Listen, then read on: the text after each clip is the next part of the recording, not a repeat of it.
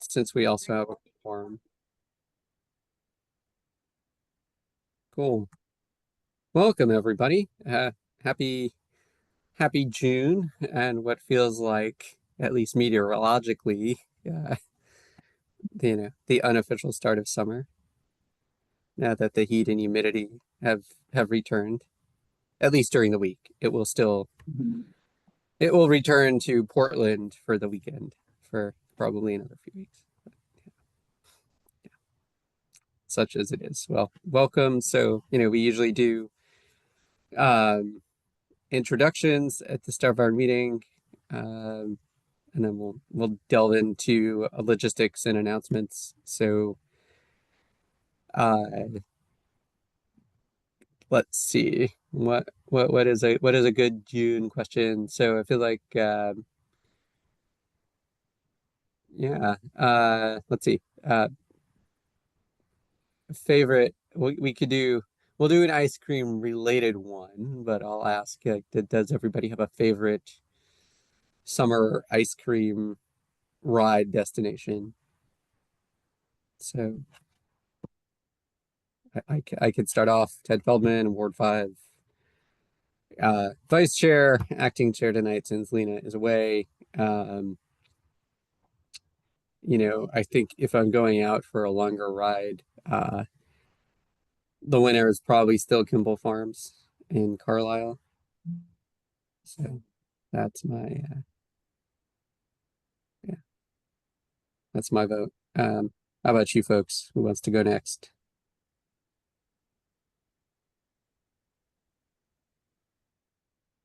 I'll go next.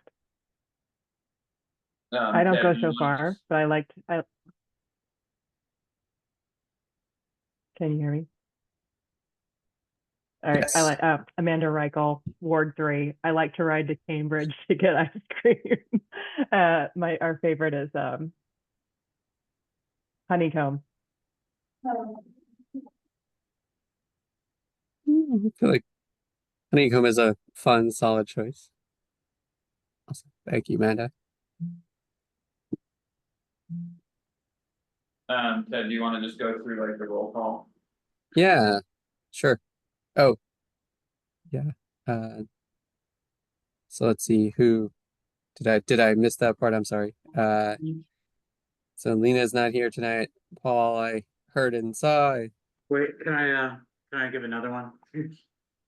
Sure. Paul Morgan, my favorite ice cream ride this summer is the 5th annual family bike ride, ice cream ride, July 13th, starting on Memorial Drive, going to the new Arsenal Park in Watertown with only 2 auto crossings. Wow. What is the ice cream? We buy our own ice cream and serve it. Usually we have 5 flavors. Cookie Wow. dough is going to be one of them. I can tell you that, and mint chocolate chip. Very cool. Well, we'll circle back and ask you also for details on that, Paul, when we get to announcements. So thank you. So let's see who's next. Adrian. Yeah, hi everyone. Adrian Agarwal, Ward 5, and I would say also local ice cream, but Christina's is pretty good in Cambridge. Cool. But if I can go away from ice cream, I do really like frozen custard, and Abbott there's one in Arlington Center, but I've also ridden my bike to the one in Lexington, and frozen custard, I don't know, quite a treat if you haven't tried it. Very cool. Broadening our perspectives on dessert. Thank you, Adrian. Let's see who's next. And going back and forth here between Zoom and Word. Catherine Vinesh. It's Catherine B. Cat is not present at the moment. Okay. Alex. I haven't seen or heard Alex Frieden yet. Also, yeah, not present. Cool. And neither is Catherine. All right. Tom, I did hear and see. So Tom, you're next. Tom Lamar, member East Somerville resident. I'm gonna say Scoop and Scootery, this locations along the Minuteman, the community path. Highly recommend getting something with a core there. I also highly recommend splitting it with someone unreasonably big. Scoop and Scootery. That's one I haven't heard. So thank you. Awesome. Thank you, Tom. Amanda. Well, we already did Amanda. I don't think Maria is on. Oh, sorry. Great. Maria. Hi, Maria Celine, Ward 2. I think my favorite is probably Honeycomb. It's easiest to get all my friends there. No one's complaining. Which shop, Maria? I'm sorry, Miss Honeycomb. Honeycomb. It's like the middle of all the different towns, so pretty good. Yes. I have a couple of votes for Honeycomb now. Mhm. Right, and I think Ian is next. I have not seen or heard Ian. Yeah. Ian, let me know. He said he'll do it. Okay, but I do see Alex now.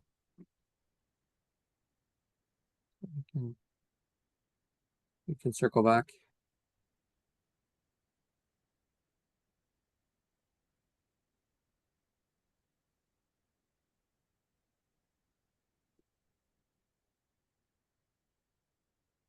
Alex, you want to do your intro? I see you're unmuted. Oh, we do have a question, or is it just intro? Favorite ice cream ride destination. I have to put. I'm a Union Square resident, so I have to put Gracie's. So hi, Alex Frieden, Ward 2 resident and a member of the committee, and my favorite ice cream destination is, of course, Gracie's. Cool. Thank you, Alex. And I mean, they win for the fluff wrapped cones. Yeah, absolutely. Cool. And I see a message from Kat. So, Kat, you want to do your introduction and your favorite ice cream ride destination?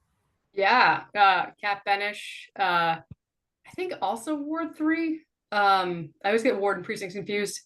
And I'm gonna go and say Forge. Diehard Forge believer, though I did just try Jamie's down by Broadsheet for the first time this afternoon. Pretty good. Cool. So another great Somerville location and another shop I haven't heard of. So, very cool. And I like the sign T signs. That's awesome.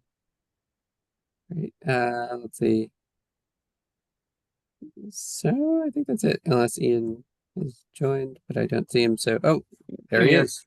I'm late. Had to bike back from East Somerville Community School to West Somerville from soccer practice. I didn't hear what the question was. Something about Your favorite ice cream ride destination.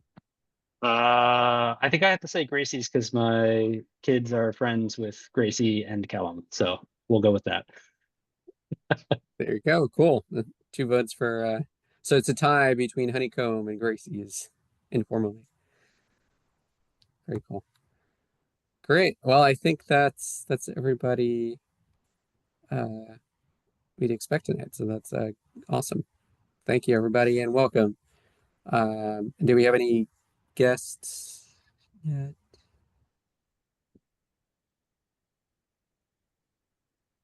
I don't see anybody.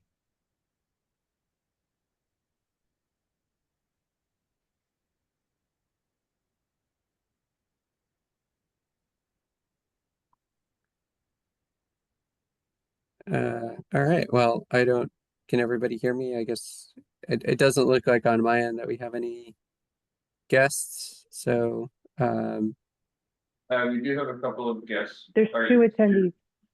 Do you want the guests to introduce themselves? so I think Tom put a good recommendation. So if folks want to, instead of being called on, if folks want to just, let us know who they are in the Q&A, that's fine too. So we don't have to feel put on the spot.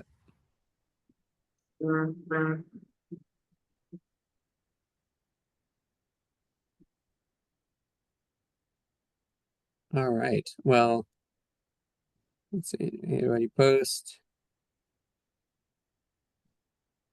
Let's see the Q&A. Well, welcome, Jarvis. Nice to have you. That's everybody that I see. So welcome. Happy to have you all here. Happy June. And yeah, let's keep going on the agenda. So already covered the acting chair part tonight. Thank you, Amanda, for being our acting secretary. Much appreciated. So our first order of committee business is the approval of our May meeting minutes. Do you have a motion? So This is Tom, I so motion. cool. And do we have a second?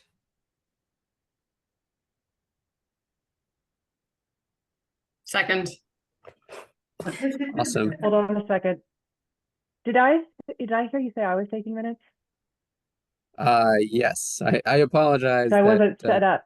I wasn't ready. I'm sorry. So I don't want to no like worries. not have As things long as that's recorded. still okay. I apologize. I should have I need sent to it. open up another window. No worries. Sorry, just one moment. Sure. Note to self. Should've So looked at the schedule. that's quite all right. You know, note to self, and I'll mention it to Lena as we just transition to new officers a month ago. That we should certainly give you all a heads up beforehand, especially so that, you know, if you can't make it, we can figure out who can. Let's see. Right. Do we So have- the last thing that just happened was who did it, and Yeah, so usually we and we can just get going. do introductions. I'll make sure that we send out notification as to who's the acting secretary, and it is also in our box. So you can generally find it there as well. Amanda, you can just note that the minutes were approved. You don't need to specify like who. Oh, okay. Oh, Okay. well, we didn't all in favor of approving the minutes for the formality. Raise your hand or otherwise make your vote known. Aye.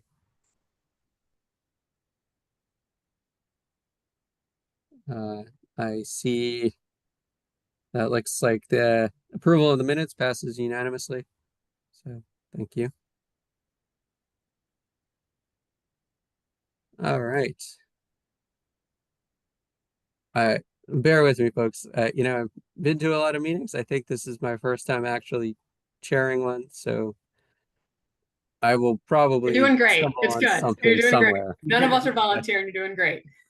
Thank you. Great.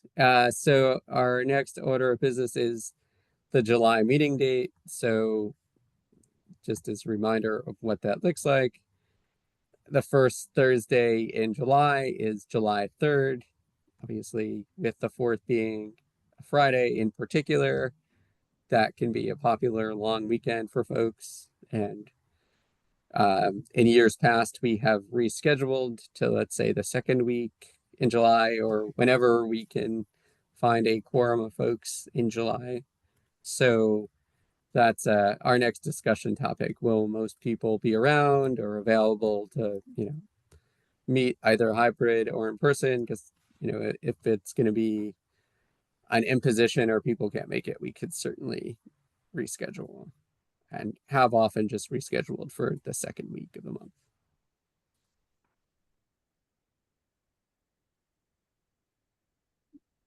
So I'll open it up to discussion, or you're welcome to post your thoughts or your scheduling in the chat. So I see, Tom, you'd prefer the 10th, so that following week.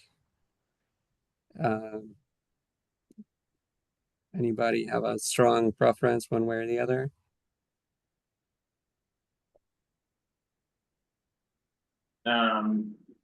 In case it makes any difference, we have the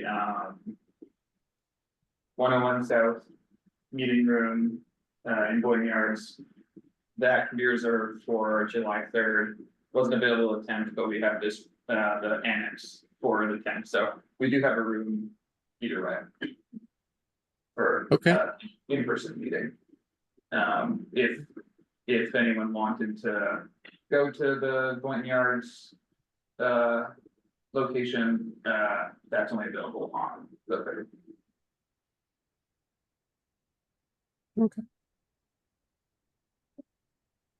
Maybe could ask if there's any people who are strong, unavailable on the 3rd. Yeah, that's a great point, Or Paul. strong,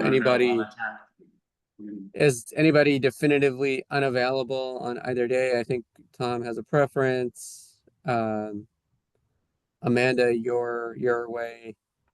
Kat Maybe. says either I'm is not sure. fine.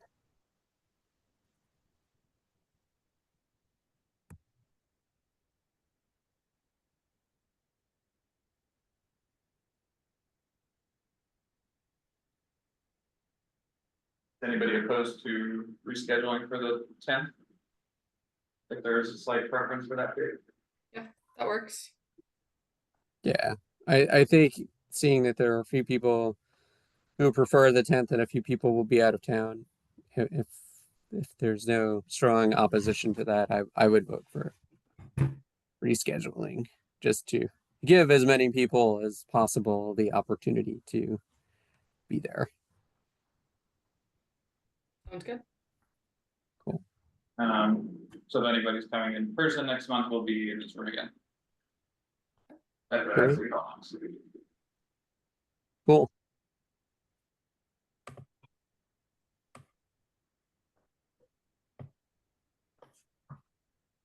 I know we've talked about meeting locations too. I personally don't have a strong, it'd be cool to try the new space at Boynton Yards, but I don't have a strong preference there either in general.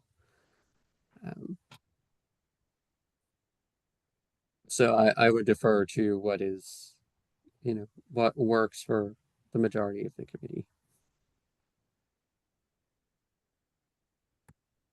Cool. All right. Well, that was easy. So that takes care of, well, let's see. Usually we also do announcements. So do we want to do upcoming events as part of our general business or as part of our outreach and engagement update?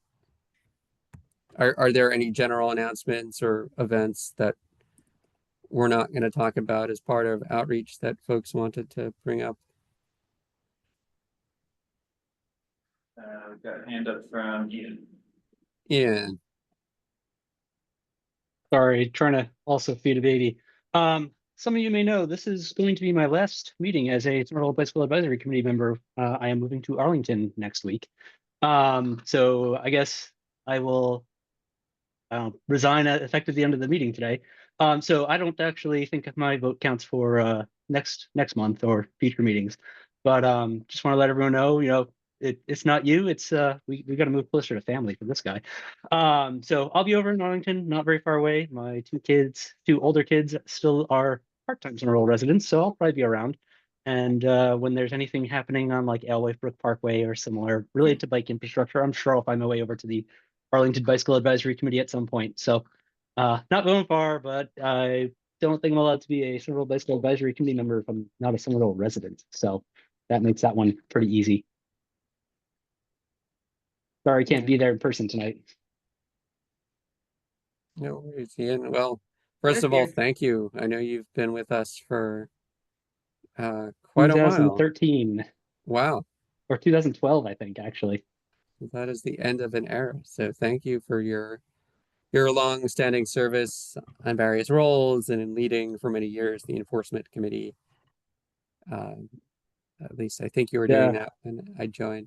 Yeah, I was doing that. Did a little of everything, the bike breakfast. I mean, Yeah. but put it this way, we started off when Beacon Street was still a moonscape, and now it's better, but it's gotten to the point where Beacon Street actually still needs improvements for bicycle safety, which is wild. So pretty happy with that. I'll take that as a win. Yes. Well, that's an era of great change for bike infrastructure in Somerville from pre-Beacon Street to where we are today. Yeah, I hope that we well, you all can continue that. Yes. So wishing you all the best in your new place and Yeah. a little further on down Mass Ave or off of Yeah, Mass Ave. well, all the way up the hill too. So, you know, I'll get my hill climbs in. I'll have real thick thighs by the end of this. Yeah, for sure. So wish you all the best, and please stay in touch, and you can still certainly join our meetings as a participant. Yeah, I may swing by every now and then. We'll see. Cool. Well, thank you again. Any other announcements? Paul, are we going to revisit your ice cream ride and the outreach and engagement? I think I said it before, ice cream, Memorial Drive, closed to cars on Sundays. It's pretty great. If you like bicycling and ice cream. July 13th. FamilyBikeRide.org. It's not officially announced yet, but it'll be Like announced. 13th, you said? Cool. Yes. Cool. And in addition to announcing the event, are you looking for help or volunteers or?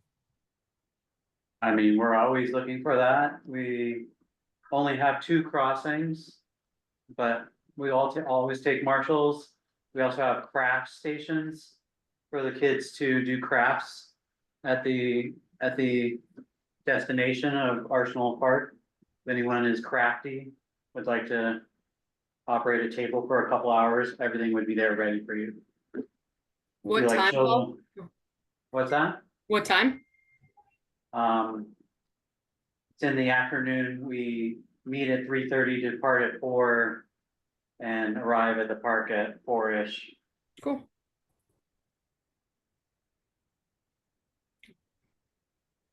Cool. Awesome. Well, that's sounding like a lot of fun. Bikes, ice cream, and craft. So, great. Thank you. Thank you, Paul. Anybody else? Any other events?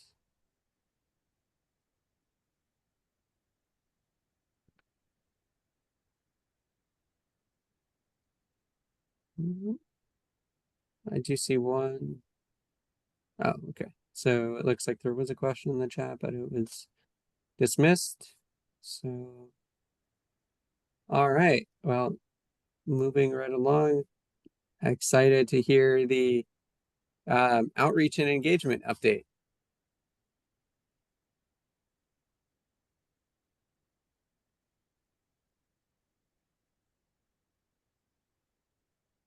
Not sure if we have a lot. We didn't have an internal meeting this last month.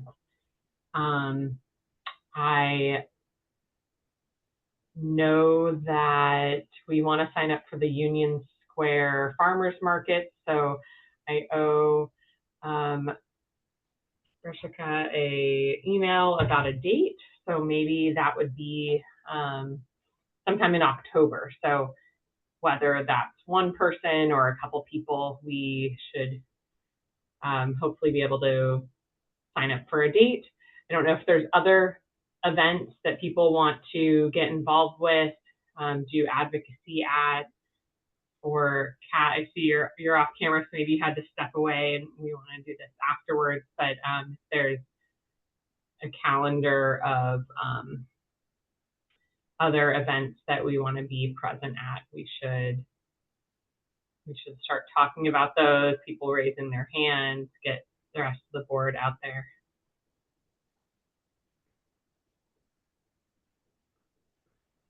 Could, Paul, anyone? Did the committee attend the bike month kickoff? In May? What?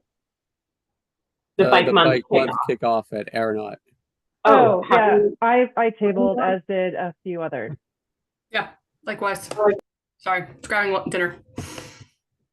Does anybody want to give a quick recap or synopsis about the kickoff? How did it go? Amanda, what do you think?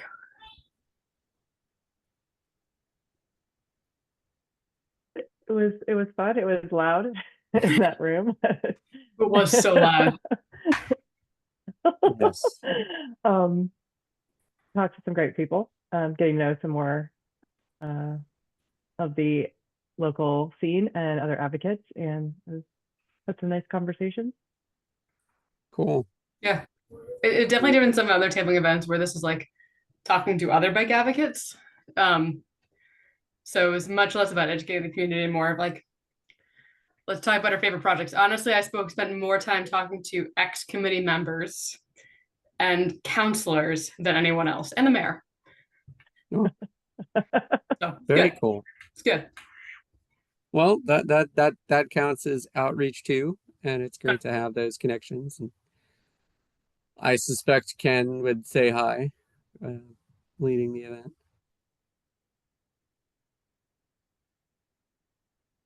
Awesome, thank you. And I think one related thing is that usually Bike Month, in the past, we have Bike Month has sort of marked the kickoff of our Bike Month, of our monthly bike breakfasts at Whole Foods. I will admit that it sort of fizzled out when I got less of a response from Whole Foods, but if anybody's interested in picking up the flag, I can certainly reach out and we can see if we get a response. Or we could see, you're welcome to brainstorm another location that might be. So historically, the only reason it was at Whole Foods was because it was very busy. But ironically, it was the wrong side of the street for breakfast when everyone's heading down towards Kendall Square in Boston. No one would stop and go across the street because there was too much traffic. It wasn't safe. So I don't think we're tied to Whole Foods. It just was the obvious thing, and they were a happy sponsor. This was before Amazon purchased them, though, so who knows what the current state is. I have not participated in that in quite some time since I moved away. So don't be tied up on Whole Foods.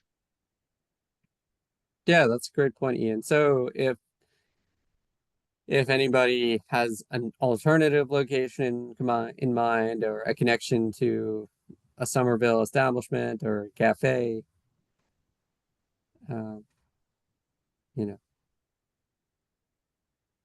cyclists and coffee have something of a reputation. So, Maybe we'll if, say there's a co-association there between cycling and if a it love didn't of have to coffee. be at the establishment, maybe we could bring coffee to the Somerville Junction Park when it's finished. Because there's a there's a lot of traffic, but also once that park is finished, there'll be places where people can pull over. That's a great idea, Paul. I think that, personally, if folks are willing to do that, totally. And if there's I like that location a lot better because it's close to out of my way where I go. Yeah. Do we know when it will be done? Anyone? No. It's looking more done every day. Yeah. I don't know. Maybe When traditionally were these Whole Foods, like what day of the week, and how were they, once a month or? It was like the last Friday of the month. yes. In the mornings to try and catch the inbound commute with coffee and small snacks like bananas and granola bars kind of stuff. Was it like what were the start and end times? We usually aimed, I think it was like 7:30 to 9 or 8 to 9. I think we We had thought- moved to 8 to 9, but Yeah, we were catching a lot of people biking into Kendall Square. I don't think we really stopped a lot of people going further than that because you couldn't get to work on time. It stopped for too long. But there has historically been a lot of people going to Kendall Square.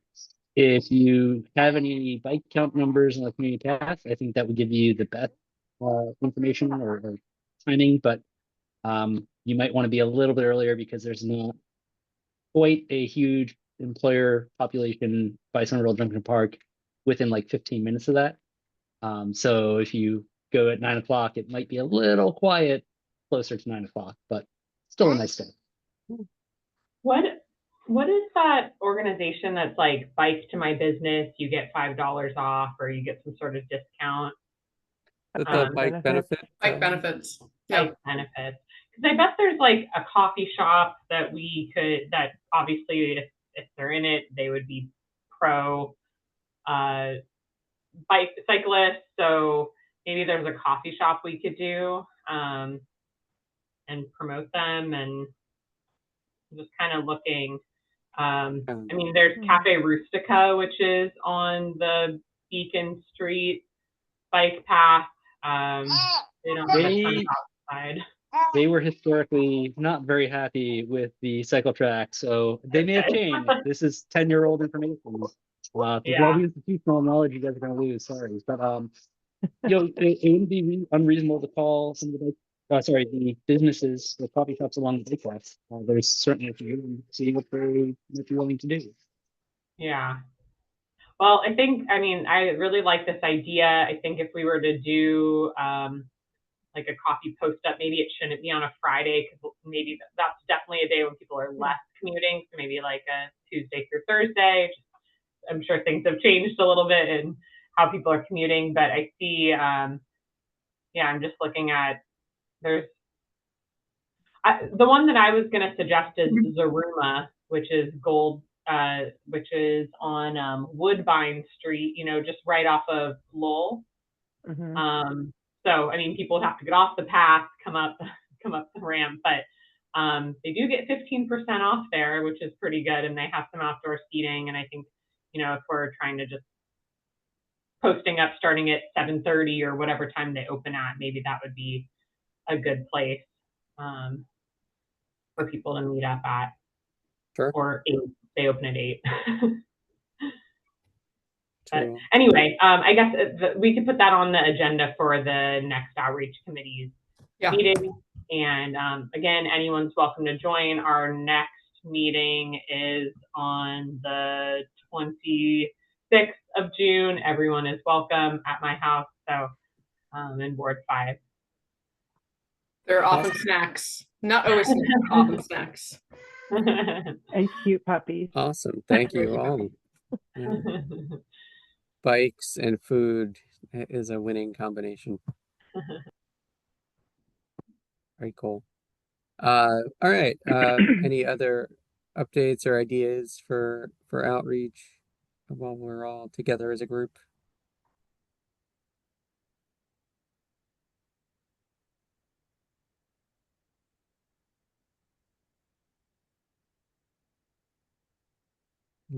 All right. Great. So then I think we can move on. So our next focus is the engineering and evaluation review, and we have a number of plans to go through. So we're going to go for Western Pearl, revisit McGrath, and then talk about the Webster, and I guess revisit the Webster Ave Bridge.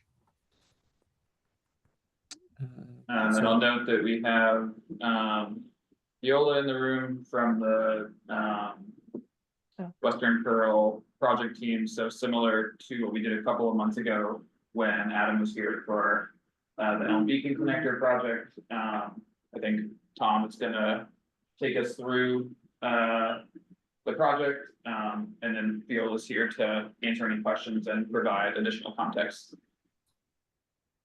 where it is helpful. Sounds good. So just kind of agenda setting, there's three different topics in total that we're hoping to go through. Western Pearl, which I think will be more in depth, then finalizing our McGrath comments, which I think will be pretty brief. And then revisiting Webster, as Greg mentioned, with Beal providing more context. So let me know if you take anything out of order, if not, we'll go through as is. With that, starting with Western Pearl Street. So for background, this is kind of the second, feel free to jump in and deal with additional context whenever. So this is the second phase of community feedback on the city's concept design for the Western Pearl Street reconstruction. And there's a number of documents on here, open in various tabs, and I also put together some slides gathering some of those into one place. And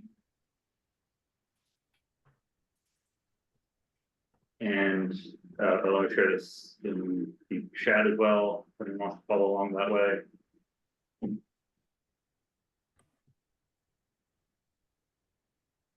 Get the right permissions, I don't know if I don't. And thanks for the Somerville link hit. So on here, just for reference, is the bike network plan. So for reference, the part of Pearl that is being reconstructed is here from Medford Street to McGrath. Eastern McGrath was reconstructed a few years ago. In terms of the bike network plan, the bike network calls for protected bike lanes in both directions on this section of Pearl. Further east of McGrath, it called for Pearl Street being a neighborway through Cross Street, and east of Cross Street, it is not part of the bike network in favor of like Gilman, Oliver, and other neighborways instead.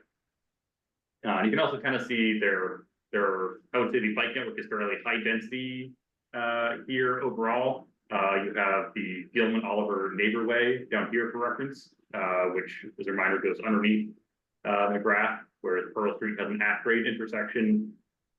You have the Otis Street proposed neighborway, which currently would be routed via the pedestrian bridge. In the future, that'll be a hopefully high quality at-grade crossing of McGrath. Of course, the community path and future pedestrianized Medford Street. But there's also a very steep grade around here, kind of a discontinuity of the train tracks along here. Several north-south connections as well. So in the maybe hard to see here, I'll try zooming in a little bit. So in the first phase of feedback, community considered three options overall. Some of which would have protected bike lanes in both directions following the bike network plan. And the option they've advanced is one that mostly has a protected bike lane only in one direction and relies on alternative routing somewhere else. And a brief section would have a brief section here would have bike lanes in both directions. And here is another poster from the city kind of demonstrating two concepts that they're considering. So in one of them, bikes going eastbound on Pearl would have a protected bike lane the entire distance. Bikes going westbound would be routed instead mostly via Gilman Street here through Ed Levis Park and Skilton Ave back to here. And there would be a two-way protected bike lane on the westernmost section. A few other interesting details. The concept 2 is sort of the opposite. Bikes going westbound would be continuously on Pearl. Bikes going eastbound would have a detour, primarily relying on Medford Street and I guess the community path to Walnut Street. You can kind of see the total distance is not bad. Scrolling down a little bit of this comparison, and I would think, or this comparison is kind of, I believe, going directly from the exact beginning of the product area to the exact end of the product area, which is useful for a direct comparison. I also think it's useful to kind of think through meaningful connections beyond the larger network role. And you can kind of see in concept 1, there's a fairly, it's fairly flat, a couple other details to consider. Concept 2, Medford Street and Walnut Street are both fairly steep in those sections, even though the distance is not much worse. Any questions about that background so far?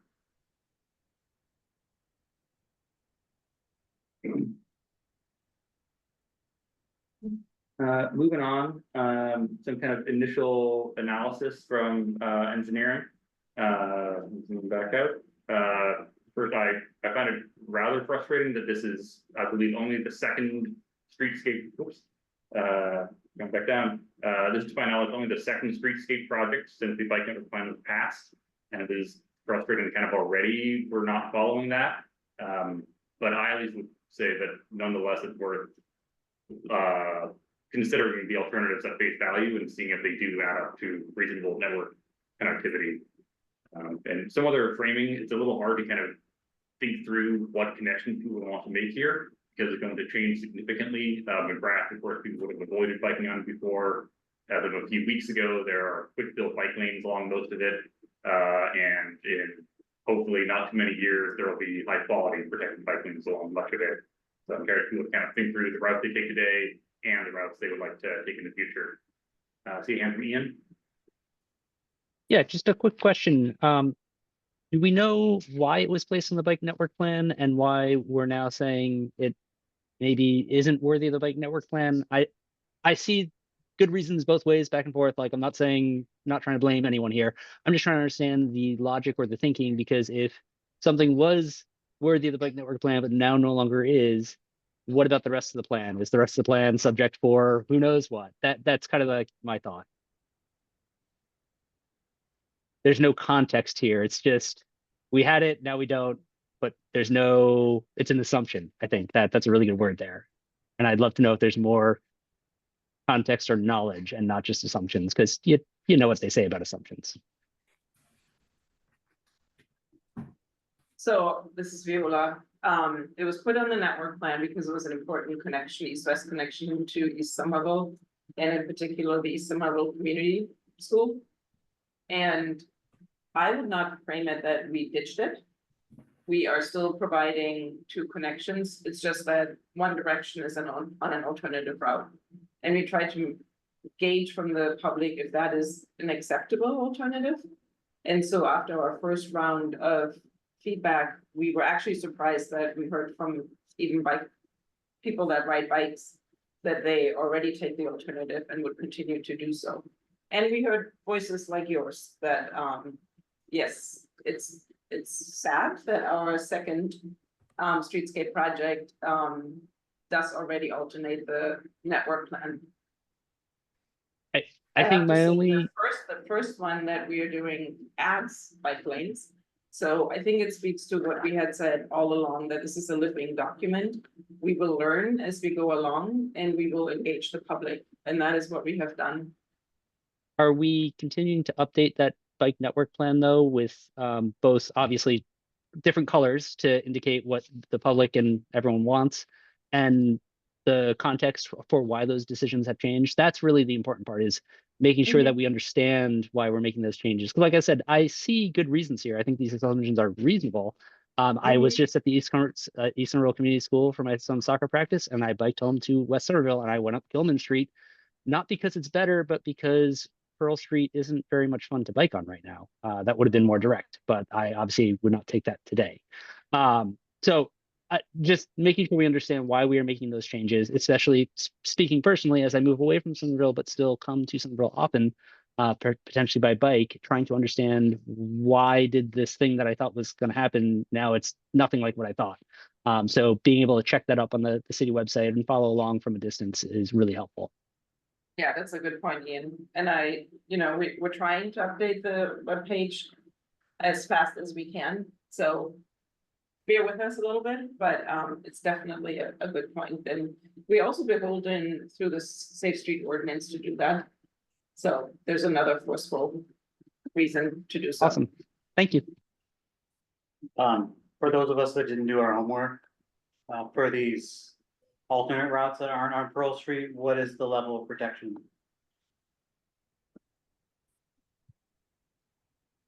It looks like for most of, it would largely be relying on kind of neighborway routes. So kind of, or rather in concept one, we're relying on Gilman.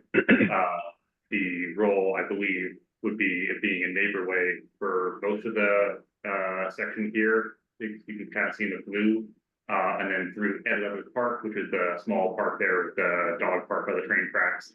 We'll be relying on a off-street path through there. And it's maybe the city could comment on whether improvements would be made along these alternative routes as part of the same streetscape project. Yeah, so obviously we haven't decided which option to go with. That's what we're looking for feedback. And the option, now I have to get my directions right. Where the alternative is going westbound, no eastbound, up Medford Street and then the community path and then down Walnut and back to Gilman. Or through it. So we would make sure that there are protected bike lanes on the roads. All by quick build, and then the extra streets that are on it, and forgive me, like, is it Jasper that is the connection? Yeah, Jasper. That would, we would turn that into a neighborhood, and the same thing in the other, or that's our goal. And then the other direction is the Aldrich down, that we would also make sure that that is up to neighborhood standards. Cool. Thanks for sharing that, and I have a couple of thoughts on some specific things I hope the city would do. So I guess, yeah, kind of high level, jumping ahead a little bit, my take at least, was that while it is a little frustrating, I think concept one is actually a pretty reasonable design overall. I think the Gilman Oliver Neighborway is an extremely useful connection overall. Maybe spoiled because I live on it, but I think it'll be kind of a useful desire line to a large extent, even once Pearl Street and McGrath are improved. And the rough alignment, I think, is useful if they can upgrade some aspects of this.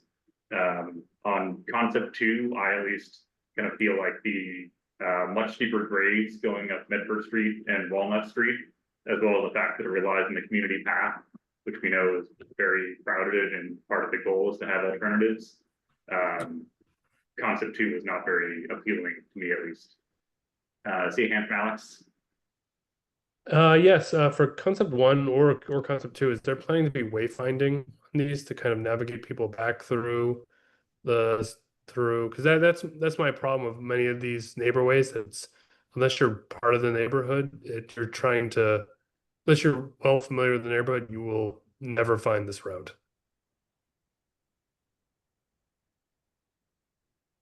I want to say yes, Alex, and that is our desire too. One issue with the wayfinding is that we would like to have it be standardized.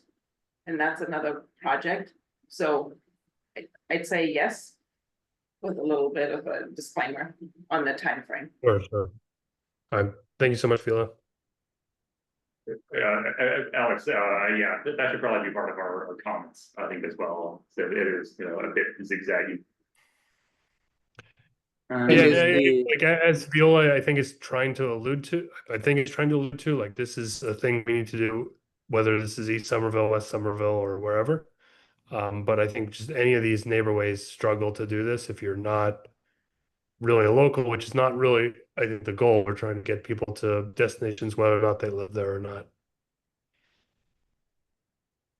Yeah, I mean, it would be a lot simpler for the public if Pearl Street just had both ways, protected bike lanes. They didn't have to know all these little tricks to get around. But if that's not politically feasible right now, then do the next best thing and change it later. Yeah. I might want to add that it's not, I don't know what you mean with political, but there were concerns about emergency access. There were concerns by people that live on the street that want to have wider sidewalks and curb extensions at the crosswalks. So I'm not saying that there isn't part of it or whatever you know or allude to, but we are really trying to listen to everybody that uses the streets. And we believe that we can only be successful in not having backlash if we get the buy-in from everybody. And that is you want to call it political, but it's definitely. Yeah. We're in agreement. See him from Ted. Oh, yeah. So my question here is the neighborhood conditions. So I know this is probably abutting on part of the Gilman Oliver. I see you mentioned the routing through the park. So are conditions here already conducive to neighborhood treatments in total, or are there any modifications that still have to be made? I have a couple slides of at least my analysis later that I think might answer that. Okay. Actually, if it's all right, unless you wanted to answer anything now. No, I think that would be fantastic if you guys give us some feedback on how that route can be improved. If it's all right, I'll show a couple other slides that I think have some other useful context. So kind of recapping, my take at least is that concept one is alternative routing are reasonable if suitable alternative or if various, I think, feasible upgrades are made to the neighborhood kind of as part of the same project on a comparable timeline.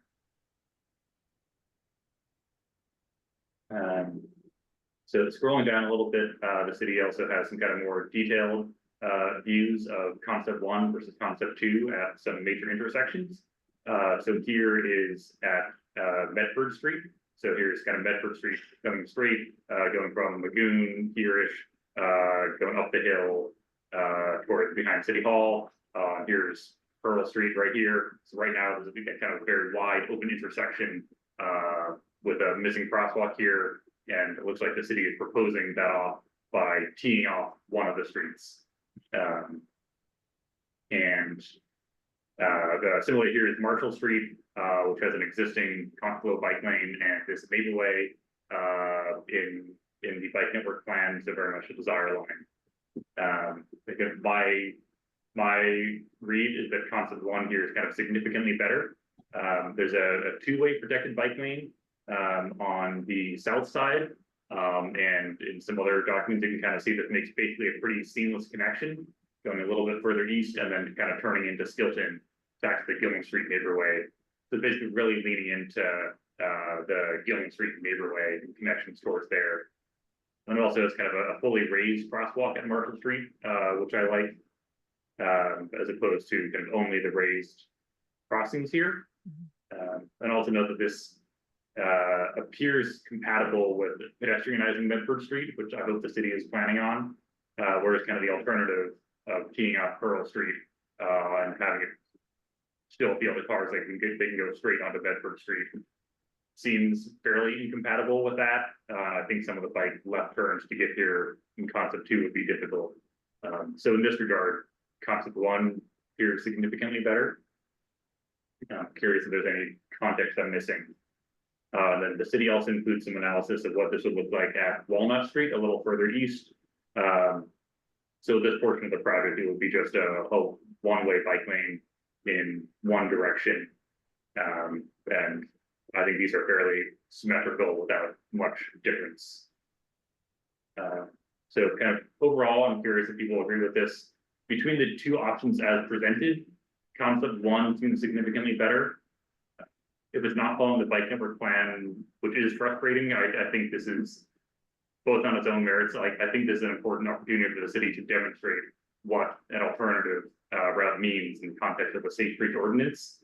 And so they should make sure to upgrade the alternative routing to comparable standards on a comparable timeline. And then a bit of context about Ed Levitt Park here. This is the clearest diagram I could find, a kind of a path through there. So like the architect who designed this in 2008, earned this one an award in 2012. The city press release described it as a walking / biking path, which it is designated as in various bike plans. So there's a train tracks here, a dog park here. There's like Skilton coming through. Here's probably the main path. There's Walnut Street. Here's the Gilman Street neighborhood for reference. So coming from this way, a couple pictures. Right now, there's not a curb ramp here-ish on kind of the obvious desire line for the path. There is one way back here, so you have to kind of bike by the dog park, and all the dogs bark at you sometimes, which, you know, it's nice to see the dogs, but probably a little stressful and pretty narrow. The dog park is fenced off. Yeah. it is fenced out. And my Also, dog is usually access next. to that curb cut is, the curb cut to access to the dog park sidewalk is very bad, and it's got Yeah. raised panels and it's terrible to ride on. Yeah. So I would very much hope that there would be, you know, kind of direct access to the desire line here and a curb ramp at the right place. And then kind of the path to this park here, and I would say is pretty narrow. It's not terrible, but it's definitely more sidewalk width than bike path or two-way bike lane width. And then there's also kind of a here's Walnut Street here for reference, but kind of a choke point where it's even narrower, squeezing through here. And then on Walnut Street with the newly added two-way protected bike lane there, the desire line here coming out of that kind of narrow gateway does line up with a raised crosswalk here, and here's the Gilman Street neighborway for reference. But the newly added two-way protected bike lane on Walnut Street, which also has like bike crossing towards Gilman, it doesn't quite line up. It's kind of small grade change, but it very much is not an actual like curb ramp, and there's a bit of a sidewalk there.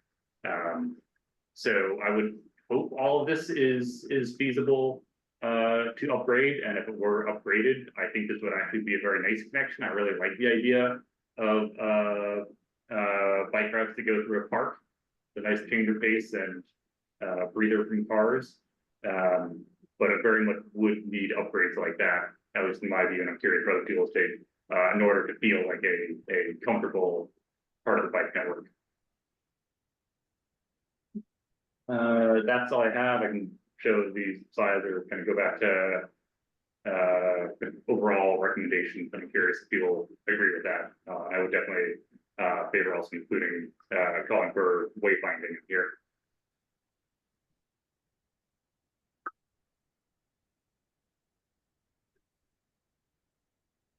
I see Kat and then Amanda. I think Amanda's hand was first. Whatever. Yeah, doesn't matter. Okay. I just want to quickly say that I went to the open house and looked at all this, the time with all the other people. And I came up with my own assessment that's similar to the EE subcommittee. I strongly preferred one for the alternative route being more, I don't know, turns I could make on a cargo bike, less steep, but also had misgivings about the current status of the path through the park, even though I've taken it ever since there was no curb cut to get through at all.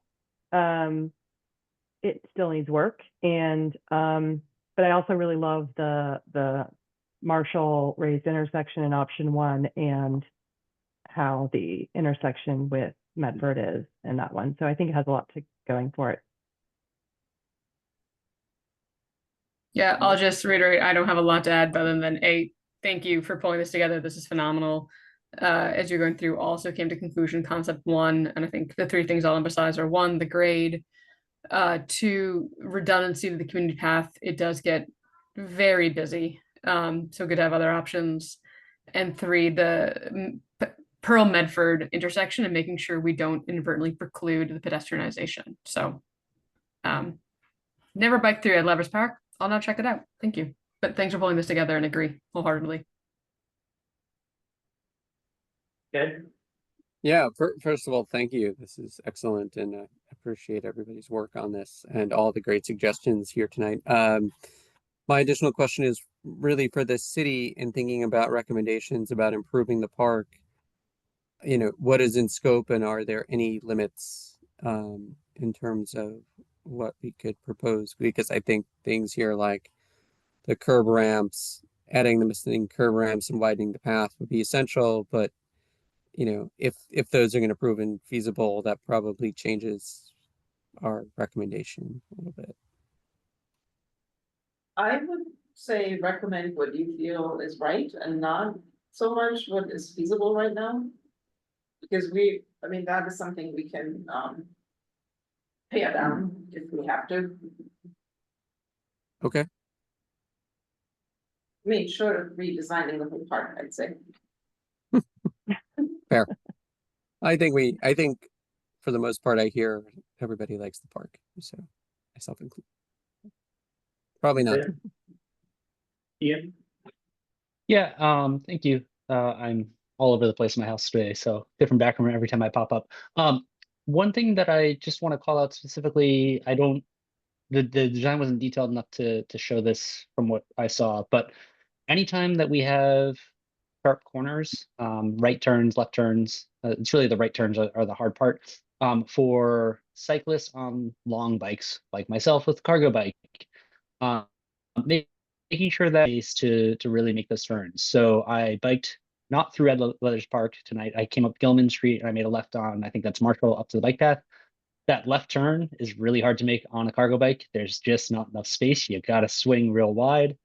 Then you got to make a right turn onto the bike path. That you have to swing all the way out to the other side of the bike path to make that safely. Then School Street later on, don't even get me started on that. That, Medford Street. There's a lot of issues with longer bikes. And I think it would be super beneficial for everyone in the city that's doing these designs to go take a Urban Arrow or a Turn GSD or some of these bigger bikes and like try to ride some of this stuff. You'll very quickly see, oh my gosh, I can't do that. It doesn't work. And don't just ride it empty. Load it up with like 100 pounds of stuff that's water jugs. That mimics kids better. But yeah, this is a great example. Like I would not be comfortable riding my Urban Arrows through that. And I ride a mountain bike through, two trees where the handlebars have, a centimeter of space on either side, no problem. But throw the kids in the bike and I'm not nearly that courageous. So really understanding how people are going to use this. If you want this to be used by families, if you want this to be used by kids, making sure we're catering to the wobbly kid that doesn't know how to steer in a straight line, or the parent on a big cargo bike that maybe is kind of new to it and doesn't really know exactly how big the bike is, and doesn't take the shortest possible turn because they're really hard. So just when we're doing all these designs, I think it's really important to learn from what we've implemented already, what worked, what didn't work.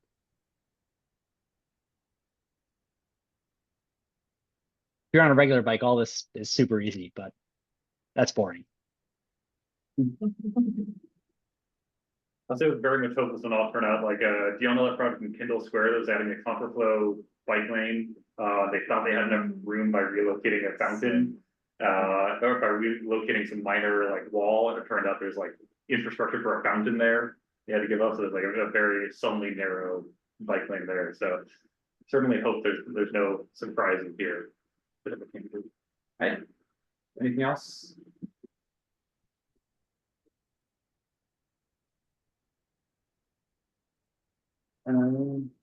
Cool, seeing nothing else, I wanted to call out the two specific changes or additional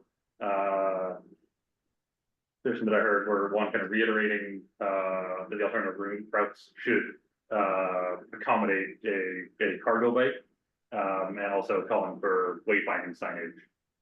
So if there is not anything else, and with your permission, I'd like to make a motion that the committee endorse these recommendations with those two additions of signing on cargo bikes and adding wayfinding.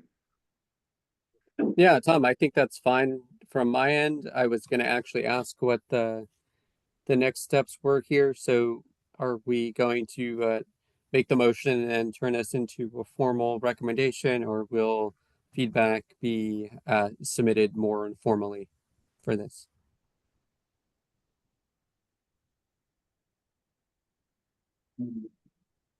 So I know the kind of engagement process is currently open for this. So if it's all right with you, I would recommend, and if there aren't any other changes, I would kind of say that we endorse this statement. We can kind of clarify it as needed with supplemental images, etc., in our official communication that we submit to the city soon. But given that there are very real trade-offs and reasonable people might come to very different conclusions, that I think affirming this is sufficient.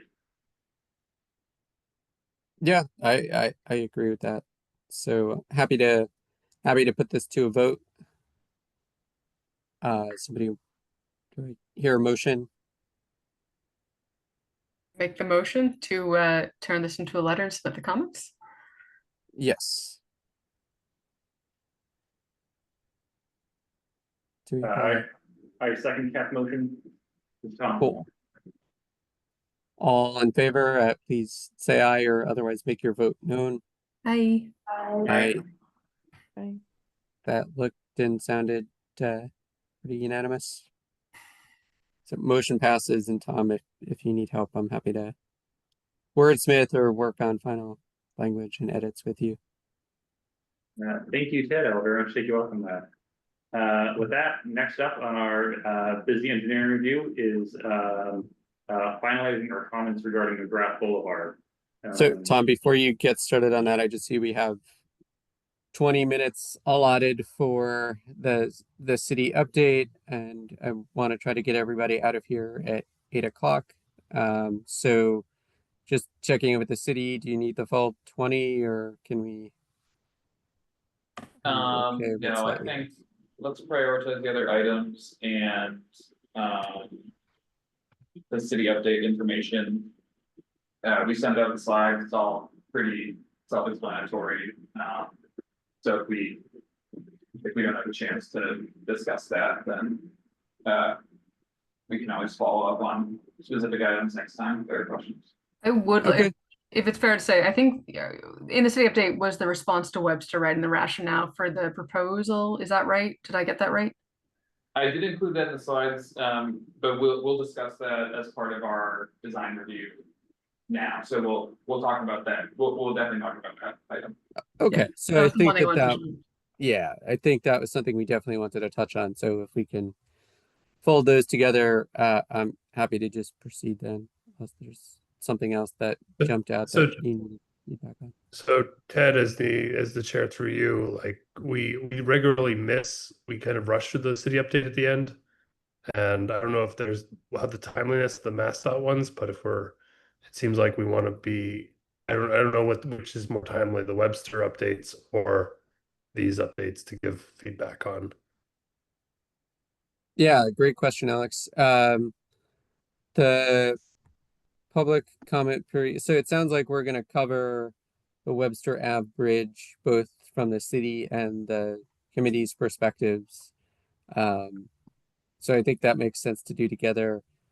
Ted, if it's all right, I do think we could go through the McGrath one fairly quickly since it is largely kind of formalizing, finalizing comments from before. Yeah, so I'm okay with proceeding, and then we'll try not to cut the city update too short.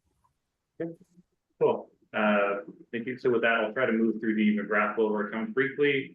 So the background is that in late March, MassDOT presented new revised designs for McGrath Boulevard. The last month's committee meeting, we began discussion, and here we're hoping to kind of endorse comments summarizing what we had before. I think I captured the point that everybody raised before, but if I've missed anything, please let me know. I'll start by briefly summarizing the main points, and feel free to jump in. So kind of we're expressing overall support and some specific points. One was about southbound bike access on the west side near Broadway and Otis Street and Dana Street. Where we were indicating that we would be fine with either a dedicated protected bike lane on here or neighborway style treatment on Dana Street. We recommended that the city remove the excess median width. We would like median refuge islands, but otherwise we'd rather they use the space to have a wider buffer on the side. At Medford Street and Highland Ave, we had some more specific concerns about kind of the specifics of the protected corners here, and whether somebody biking would have to be routed around this corner here, or this movement only going through this corner, which also appeared slightly off given their designs. And then finally indicating that we're okay with the Otis Street full signalization because it was a full signal, not a honk. Were there any other major points that we missed?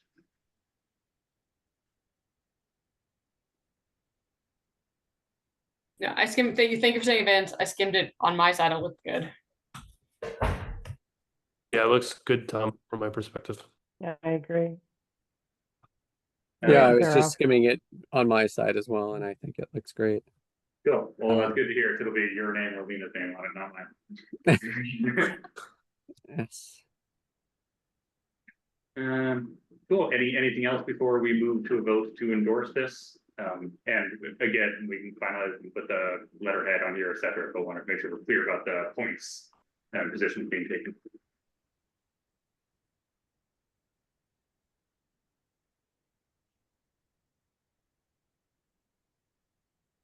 Seeing none, I'd like to offer a motion that the committee endorse these comments regarding Grass Boulevard. We have a Seconded. great. All in favor, say aye, or otherwise make your vote known. Aye. Aye. I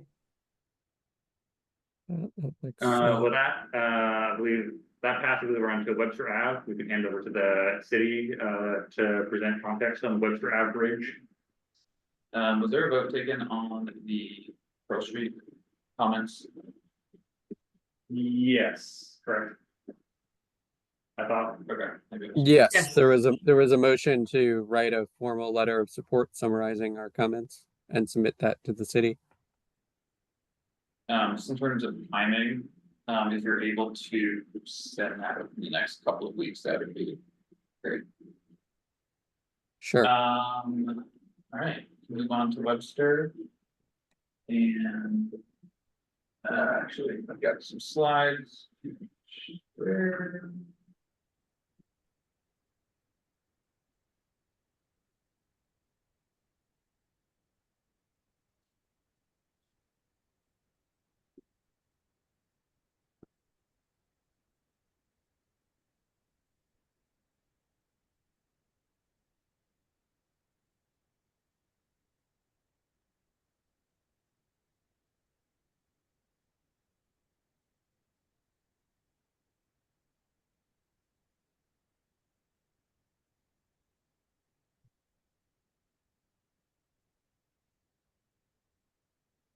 So Tom, you're gonna share slides and we'll hear. I'm bringing it up now. Great. the city is sharing slides. Got it.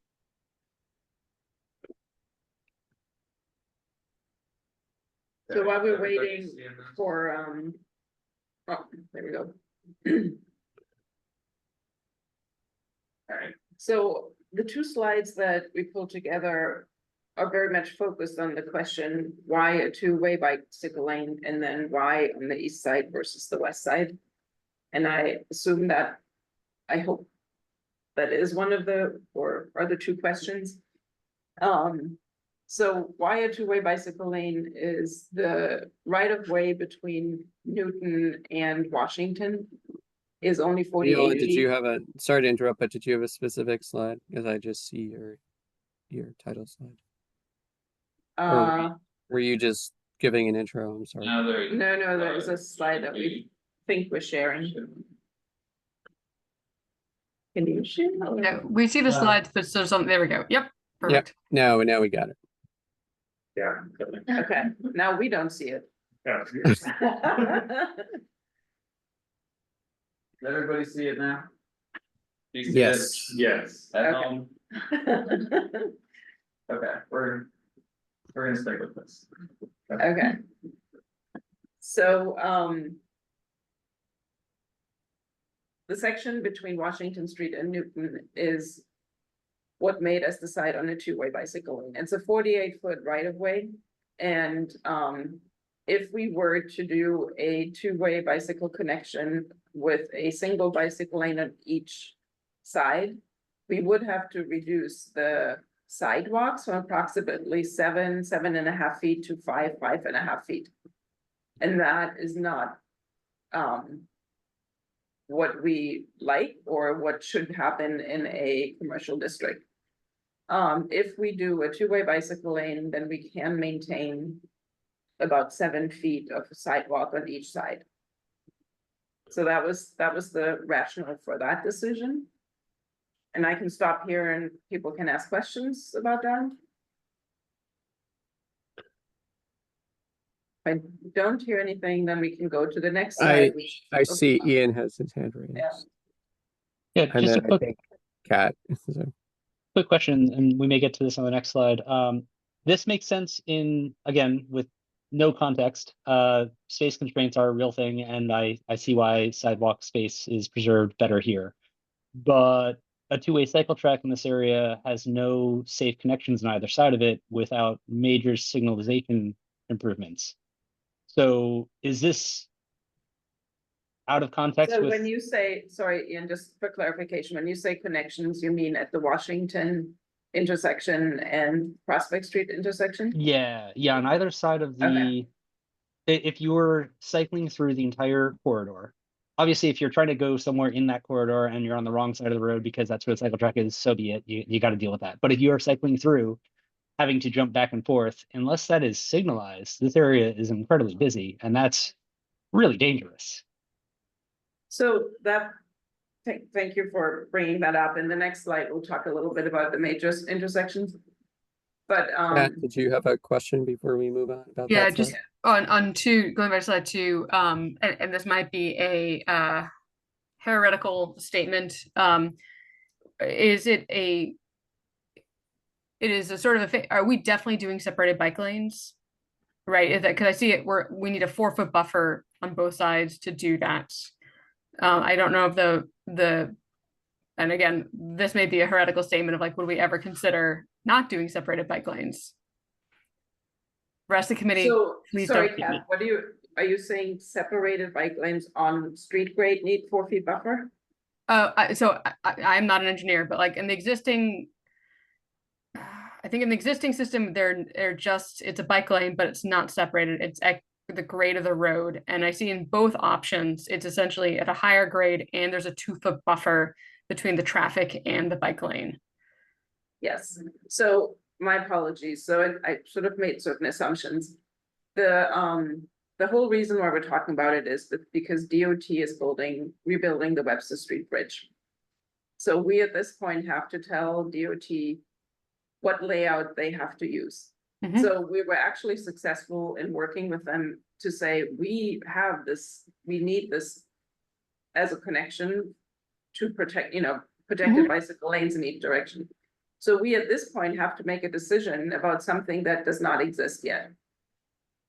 And so what I'm showing is kind of a future vision for a Medford Street, Webster Ave. And the sections here on the right that show what it would look like with a 2-way or a 1-way in each direction, that doesn't exist now.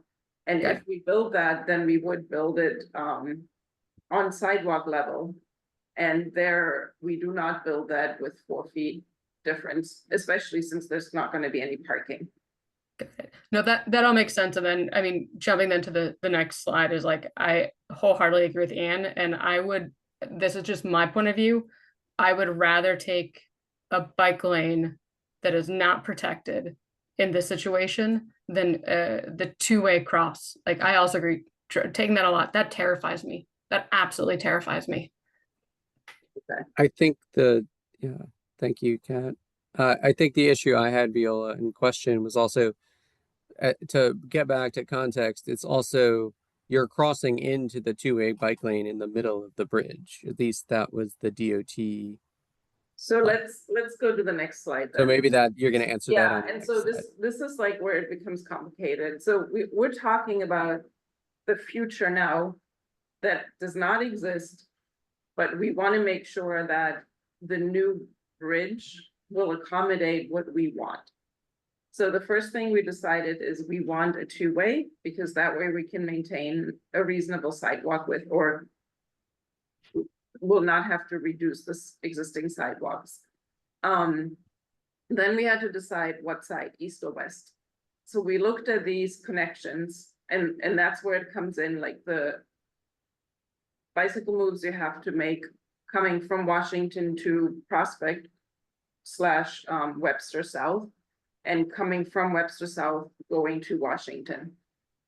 And it's hard to see this. I try to put a lot of this on the slide, but if you look at the table, if we put the bicycle lane, you put the bicycle lane on the west side, you would only have to cross twice in either direction, once on Prospect and once on Washington. And we would design the intersections that it is signalized, you know, those are both signalized intersections. They will maintain signalized, and they will be, once we actually build this, will accommodate a safe bicycle path through it. The other thing we looked at is there's a neighborway connection that is affected by this, and that's the connection from Concord Avenue. That's the dotted line to Little Newton. And that in the bicycle network plan is the connection north-south to Union Square. Because the vision in the network is to not provide bicycle lanes on Prospect Avenue, Prospect Street, and give that priority to buses. And we had that, you know, discussion with the bicycle committee that was part of the bicycle network plan and the Union Square Plaza and streetscape project. So if we do the bicycle lane on the west side, then the connection that you said, people that use the neighborway and people that will want to go onto Newton will have to cross mid-block on a not signalized crossing. And we fully agree that is not a safe thing. If we do it on the east side, they don't have to. They can cross at signalized intersections at Webster and Prospect. And that is why we ultimately chose the west side. Sorry, the east side. I knew I would mess that up. We know that we don't know what will come first. There is still the Union Square Streetscape and Plaza project has a phase 1, which is in this, would cover this scenario. The connection from Newton to Prospect and Prospect Street. I don't have I cannot give you a looking glass or whatever. I don't know when that phase 1 design will start and implemented. So there's a strong chance that the bridge comes first or will be close to it. We're also working with DOT on what happens if we cannot design the scenario. And in that case, we will continue, or that is our current thinking, we will continue a bicycle lane, the bicycle lane that currently unprotected exists at on Webster Street. And the two-way connection, we will make that a very wide one-way bike lane until we actually can create safe crossings at the intersections and continue the bicycle lane to Met on Webster Avenue to Washington. And I know this is a lot. You can bombard me with questions. Yeah, I have a question, but I see a couple of people have had their hand raised for a bit at least. So Kat and then Alex, and did I miss anybody else with questions? Just a question of clarification, and I think I'm trying to look on the what was done out. Can you scroll a little further down, Mayla? And like, I think it's particularly the Webster South. I have no idea if that's south, but Webster heading. I guess it isn't quite there. And I think the graphic doesn't feel like it doesn't quite represent the Google Maps. Like, how do you continue on to Webster? Presumably, is it would the Webster and Prospect intersection also have a bike only to allow you to cross back? Because I feel like that's a very common. That is another aspect of this. The corner parcel is part of the whole Union Square development, the US2, and we've been working with them. So again, the future vision is that there will be a two-way bicycle, or what we consider as a two-way bicycle connection on Prospect between Webster and Webster. I don't have. Can I? No, I just want to use this cursor to show what I'm talking about. Oh, I think maybe. Great. Yeah. I'm sure, yeah. Do you want me to? Show I that? don't know.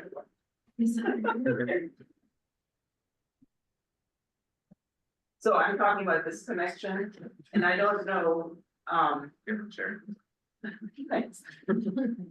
I'm fully here, explaining this with my body, I don't know if that was the connection you were asking about, Kat. Yeah, and this is where I feel like, and maybe this, I'm comparing next to Google Maps of like Google Maps basically has it as a straight shot, and I remember that as a straight shot, but maybe it's not actually. So Kat, the confusion here is this is actually showing the ultimate vision based on the Union Square Streetscape Plaza. And in that one, this intersection is getting teed up, just like we saw on the Got it. Western Pearl. And so then this additional curb extension sort of that you see here, that will hold a two-way bicycle connection.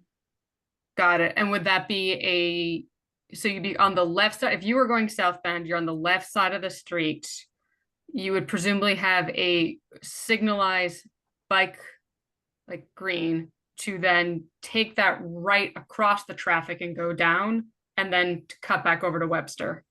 Yeah. Okay. And that will be part, so what you're seeing here is a 25% design. So how the whole traffic signaling will be here is something that still needs to be fully designed. i.e., will it be, you know, you cross here and then here, or is it like one that you just do a scramble? We don't know yet. I have a question, but I know Alex and then me and then Tom. Yeah, so this is this is very much my neighborhood. My house is actually in this picture. And I'm the bottom right one is the one you're proposing, right, Viola? Bottom right and bottom left. What was So that? the bottom The right and the bottom, eastbound, yes. yeah. So on the bottom Second right row. one, that move from when you're on Somerville Ave at the Washington Somerville Ave intersection on the left side of the picture going up Webster, you're proposing to cut across 2 lanes of traffic to make it up to Webster. So Viola, the diagram that we're going from MassDOT had a cross bike. So if you were going southbound towards Boston up Webster, you would have to cross in the middle of the bridge over to the two-way cycle track. So No, is that I'm actually talking about up next to Gracie's when you're at that intersection. oh This one here? Yeah, you're crossing, there's a bike lane, a straight and a left turn lane. And Yes. the drawing here suggests you are crossing those 2 car lanes to get into over the to the left. east side cycle track. To go up the Webster Hill past Prospect Hill Academy. 2 car lanes this way, you mean? No, So you're if you're by Gracie's, Viola, and you're going up Webster to get to Cambridge or Boston, Like this way. yeah. Yeah, so you would always pass across 2 car lanes going straight. So when you're talking about, you're doing straight plus across 2 car lanes. Correct? yes, to get up to the cycle track Yeah, on the to the other east side on the side. side. And this is where, yes, in its current state, we will not do that. Because the traffic lights and the whole intersection is not designed for that. What is the configuration? So yeah, under the current state, So- I would be vehemently opposed to it. But if there's changing Exactly. here, what are we shifting it to? So this is a phase that we're not gonna design in the near future. This is the hard thing, it's like what I'm showing you, and that's why the background is the 25% design of the future. We just have to make sure that we are not precluding the future. When we Yeah, make yeah. options to DOT. So And that's what I Viola, mean, it's like, if the DOT gives us, you know, a 2-way bicycle lane on the east side here. We will not have a bicycle, this connection will not immediately be there. okay. So I think I see where our confusion is coming from. So to Ian's point in the chat, the first phase of this will be the two-way cycle track on the bridge as proposed with the mid-block connector across the bridge.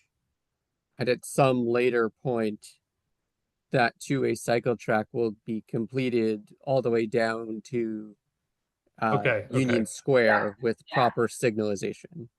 Correct. I see. Okay. But So we've heard, Viola, I think you said that you obviously don't have a crystal ball, so we don't know how long that could be. They could be phased at the same time if we get lucky. They could also be 5, 10, 100 years apart. Like that's the part I'm concerned about. So there is a phase when Webster Bridge will be rebuilt. The development at the corner, the southwest corner will be built and we have it teed up, and phase 1 of the Union Square Plaza will be built. And then this whole section, oops, there's the person. Sorry. This whole part is part of phase 1.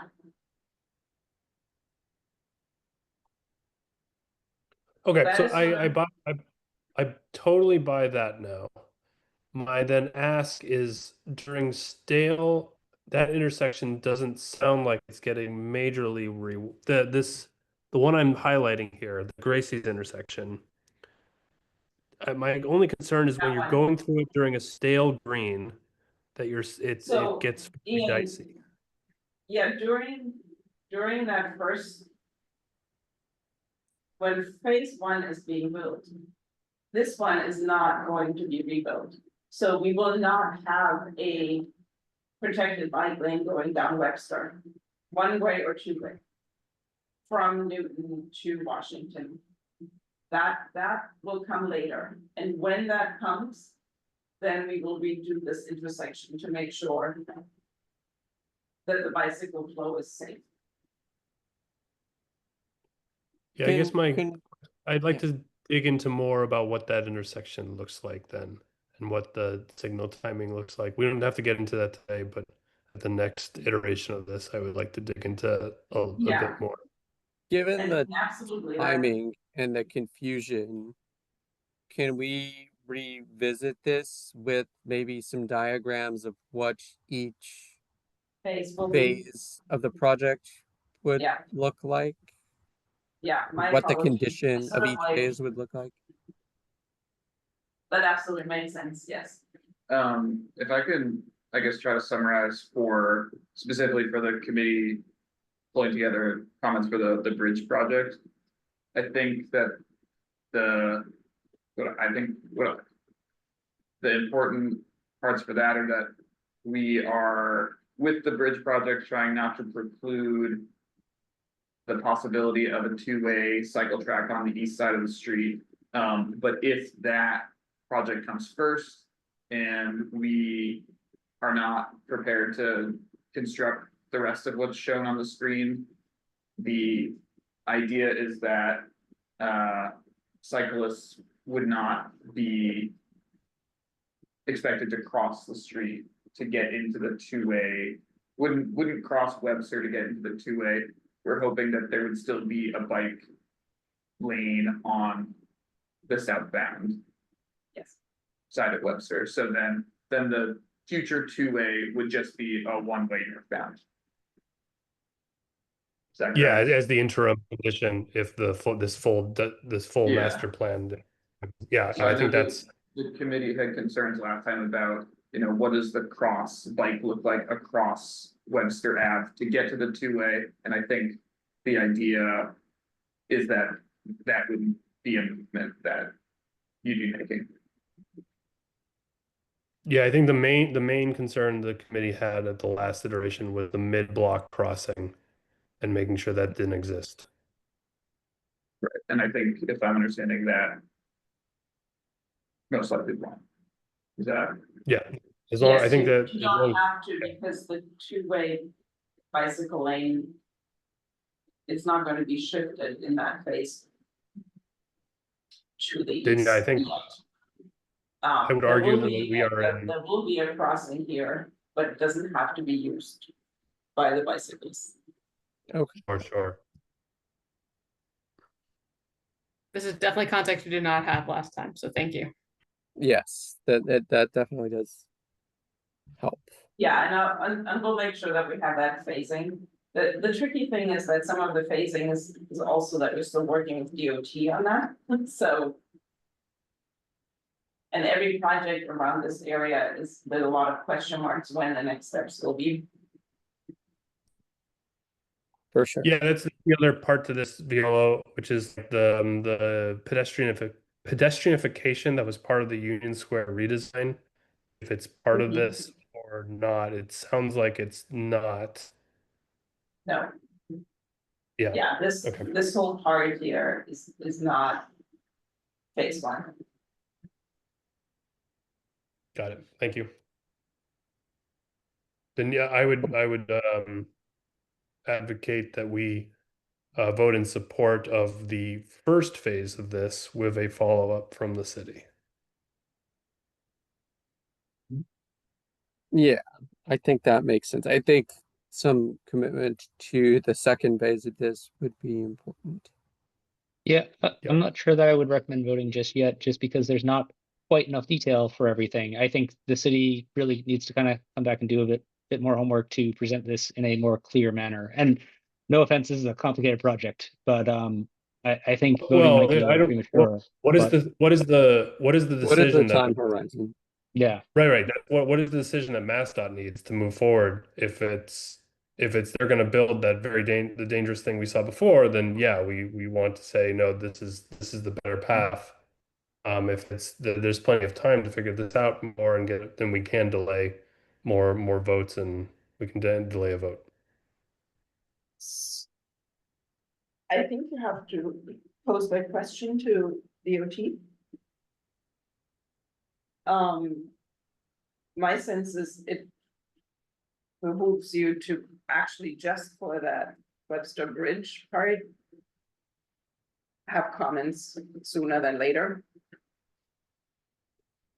So And, we can move forward considering our comments as is that highlight the dangers of that mid-block crossing. And I think if the city mitigates that as part of their 25% plan, I'm okay with that if our wording today still indicates our concern with the mid-block crossing, whether or not that concern actually, comes to fruition once the plans are laid out. But given the timing, I think we should still. Is there an option Verbalize just to not do anything when the DOT doesn't require SBAC? I mean, they're not asking like, what did SBAC say, are they? I mean, they're just asking what mobility wants. So if there's people who don't want to, if there's people in Ian's camp that don't want to issue a recommendation right now, we could just not do anything. And it wouldn't hurt the project. It's not gonna hurt, I mean, if the committee has thoughts on. We'll call it the, I guess, interim condition, then when mobility is talking with MassDOT, we can share those, so. If the committee can't, I guess, come to a decision, then yeah, it's not. So yeah, I mean, I hear the point that we don't have to provide feedback. I think the way that we could provide this feedback would be to word it as something like a condition has to be maintained so that you can bike in both directions without having a cross in the middle of the bridge. And I mean, that would help even mobility in our conversation with DOT. So any of your concerns to share that with us would be helpful. So I think we can share the concern and point to, avoiding the mid-block crossing if that's okay with everybody. Because that might amplify the community feedback for MassDOT. Yeah, and That so makes for sense. reference, I have up here our comments that we endorsed previously, had not submitted because we knew we'll be able to providing more context. We could do something like, have a motion amending our previous comments to, to say that a specific our concern is the crossing depicted in the interim condition shown in Mascot's, presentation, which indeed we were concerned about. And Oh, sorry, submit Tom. comments to that effect, we're just saying, we're, double down on working with the city, here's our concern with the interim condition, something to that effect. That makes sense to me. I don't want to preclude the two-way bike lane, if that is the final condition we want, but also to the point where the interim condition, yeah, exactly what you said. And to give city support with MassDOT. Yeah, I support that too, and amending the wording to specifically highlight the concern is the mid-block crossing in the two-way bike lane. And we could even, as Kat nicely worded, just say, we have no wish to preclude a future two-way facility, but we are extremely concerned with the mid-block crossing. Or we strongly feel that whatever interim condition present should allow bikes to traverse in the north and southbound directions on Webster without requiring a mid-block crossing or something like that. And let MassDOT. I think the easy thing that you can say is just don't cross the road without signals. These are busy roads. They need signals to cross for bikes, cars, pedestrians, one wheels, whatever. And how that happens, if it's a crosswalk with a bikes may use crosswalk signal, if it's a green light, doesn't matter. It just has to be signalized. Agreed. And I think if that cycle track would extend all the way down to Union Square, I think the design guidance would require that to terminate in a signal, if I recall correctly. I have to drop soon too, and I want to make sure if I drop, we don't lose quorum. So yes, so I think are we at a moment where we can come to a vote on this since it's already 8:15? Sounds good to me. Any other concerns before we ask for a motion?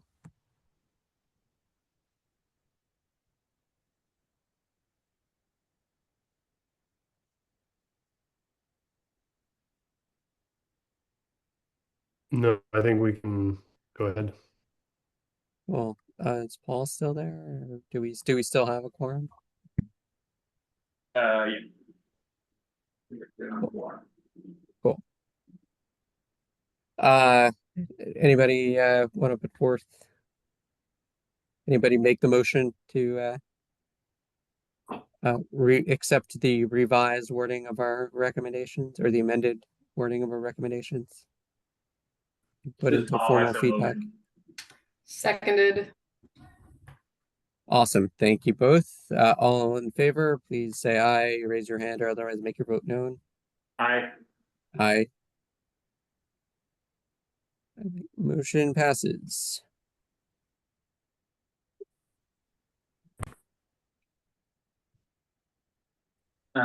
Before we end the meeting, just really quickly, we had one public question on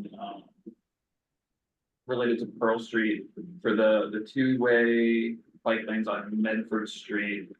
Are those eventually planned to continue on the other side of School Street? The two-way bike lane on Medford that next to school. Is there anything in the works beyond School Street at this point, or? On Medford, Yeah, on Medford, west of School. I believe he's referring. it's only a to one, concept one. I'm not sure, are you talking continuation? Yeah, so Medford. where, oh, this, This one, yeah. yeah, so once this reaches School Street. The gas Has there been station. any discussion of like what happens where do you go if you want to continue on Medford Street in the northbound direction? Do you cross over? Yeah. Okay, so the two-way bike Kind lane, of that same, yeah, actually, except that it's on a signal license, yeah. so the two-way bike lane will not continue past the street. Okay.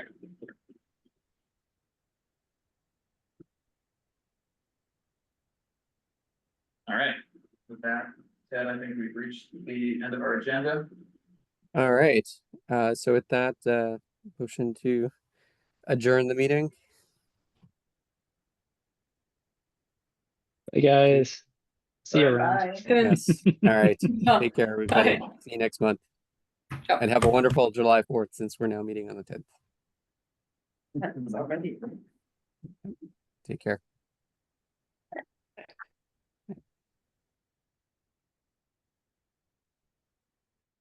There are water companies in this building.